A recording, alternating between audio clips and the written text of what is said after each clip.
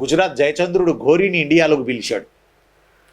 అదే 1191 first Tarain war. Jayachandra Ghori into Prithviraj Chauhan. ఈ యుద్ధంలో పృథ్వీరాజ్ చౌహాన్ జయచంద్రుడి ఘోరీని ఓడించి తాట తీశాడు పృథ్వీరాజ్ చౌహాన్.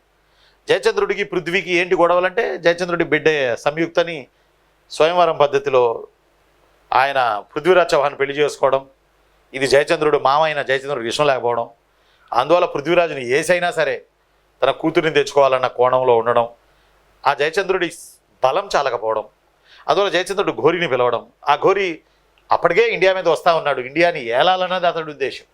ఇండియాలో ఇస్లాం రాజ్యం పెట్టి ఏలాలి అన్నది అతని ఉద్దేశం. గజని దోచుకున్నాడు, కాశీని దోచుకున్నాడు, బట్ ఇతను దోచుకోవడానికి రాలే. ఇండియాని ఏలడానికి, ఇండియాలో ఇస్లాం రాజ్యం పెట్టాలన్న కాంక్షతో ఇతను వచ్చాడు. ఇతను వస్తున్న నేపథ్యంలో జయచంద్రుడు దొరికాడు లక్కీగా అతనికి.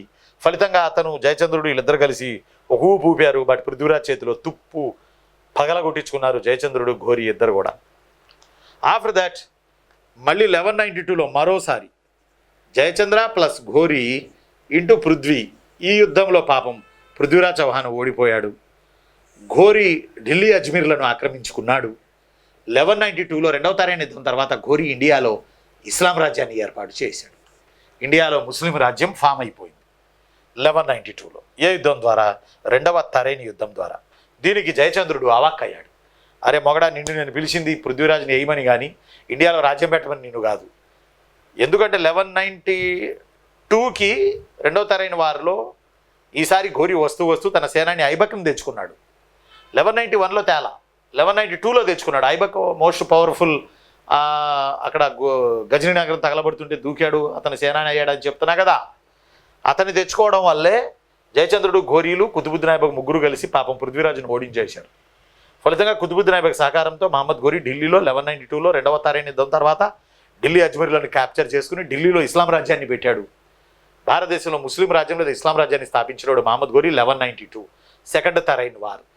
దెబ్బకి పిలిచిన జయచంద్రుడు అవాక్కై, నిన్ను పిలిచింది నేను, నాకు సాయం చేస్తావని, నువ్వు రాజ్యాన్ని పెట్టుకుంటావని కాదయా.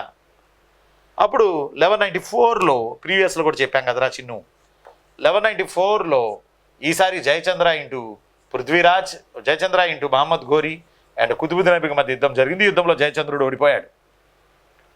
ఫలితంగా ఉత్తర భారతదేశంలో చాలా ప్రాంతాలు ఘోరీ ఆక్రమించుకున్నాడు.